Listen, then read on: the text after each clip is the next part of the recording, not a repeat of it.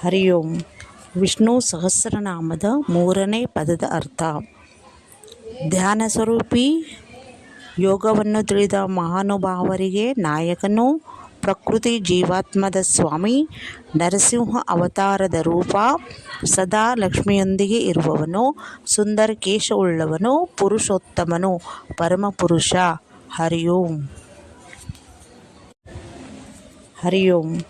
ವಿಷ್ಣು ಸಹಸ್ರನಾಮದ 3ನೇ ಪದದ ಅರ್ಥ.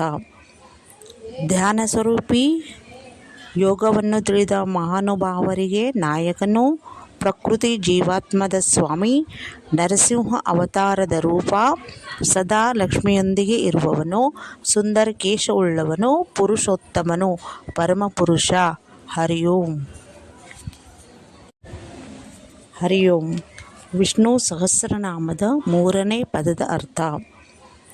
ಧ್ಯಾನ ಸ್ವರೂಪಿ ಯೋಗವನ್ನು ತಿಳಿದ ಮಹಾನುಭಾವರಿಗೆ ನಾಯಕನು, ಪ್ರಕೃತಿ ಜೀವಾತ್ಮದ ಸ್ವಾಮಿ, ನರಸಿಂಹ ಅವತಾರದ ರೂಪ, ಸದಾ ಲಕ್ಷ್ಮಿಯೊಂದಿಗೆ ಇರುವವನು, ಸುಂದರ ಕೇಶವುಳ್ಳವನು, ಪುರುಷೋತ್ತಮನು, ಪರಮಪುರುಷ. ಹರಿ ಓಂ. ಹರಿ ಓಂ. ವಿಷ್ಣು ಸಹಸ್ರನಾಮದ 3ನೇ ಪದದ ಅರ್ಥ.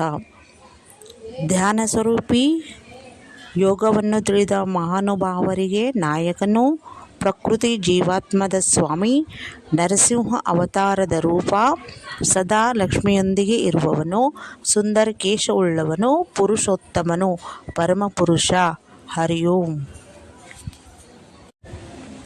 ಹರಿ ಓಂ. ವಿಷ್ಣು ಸಹಸ್ರನಾಮದ 3ನೇ ಪದದ ಅರ್ಥ. ಧ್ಯಾನ ಸ್ವರೂಪಿ ಯೋಗವನ್ನು ತಿಳಿದ ಮಹಾನುಭಾವರಿಗೆ ನಾಯಕನು, ಪ್ರಕೃತಿ ಜೀವಾತ್ಮದ ಸ್ವಾಮಿ, ನರಸಿಂಹ ಅವತಾರದ ರೂಪ, ಸದಾ ಲಕ್ಷ್ಮಿಯೊಂದಿಗೆ ಇರುವವನು, ಸುಂದರ ಕೇಶವುಳ್ಳವನು, ಪುರುಷೋತ್ತಮನು, ಪರಮಪುರುಷ. ಹರಿ ಓಂ. ಹರಿ ಓಂ. ವಿಷ್ಣು ಸಹಸ್ರನಾಮದ 3ನೇ ಪದದ ಅರ್ಥ.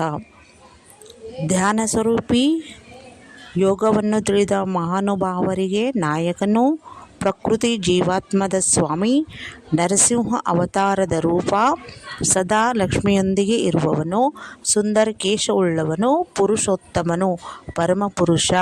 ಹರಿ ಓಂ. ಹರಿ ಓಂ. ವಿಷ್ಣು ಸಹಸ್ರನಾಮದ 3ನೇ ಪದದ ಅರ್ಥ. ಧ್ಯಾನ ಸ್ವರೂಪಿ ಯೋಗವನ್ನು ತಿಳಿದ ಮಹಾನುಭಾವರಿಗೆ ನಾಯಕನು, ಪ್ರಕೃತಿ ಜೀವಾತ್ಮದ ಸ್ವಾಮಿ, ನರಸಿಂಹ ಅವತಾರದ ರೂಪ,